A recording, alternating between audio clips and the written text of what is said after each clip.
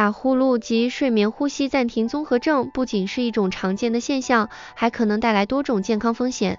以下是一些主要的危害。一、心血管疾病风险增加。长期的打呼噜和睡眠呼吸暂停会导致血压升高，增加患上心脏病和中风的风险。二、呼吸中断。严重的打呼噜会导致呼吸暂停，这可能导致夜间窒息。长时间缺氧对大脑和身体器官有害。三、白天疲劳和注意力不集中。打呼噜会导致睡眠质量下降，白天容易感到疲倦，注意力不集中，影响工作和生活。四、代谢问题。打呼噜和睡眠呼吸暂停与肥胖和糖尿病密切相关，可能导致胰岛素抵抗和代谢综合症。五、情绪和心理问题。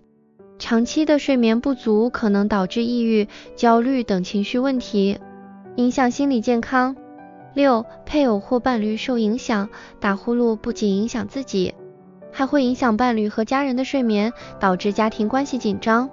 如何应对打呼噜？一、生活方式改变，减肥、戒烟、减少饮酒以及规律作息有助于减轻打呼噜。二、睡姿调整，侧卧睡姿可以减少打呼噜，避免仰卧。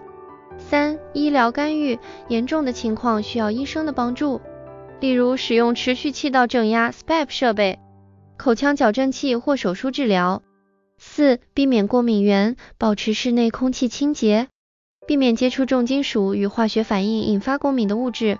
如有严重打呼噜问题，建议及时与我们团队联系，进行专业评估和全方位营养干预，以避免长期健康风险。对此类话题有兴趣的朋友，请订阅加关注，下期节目更精彩。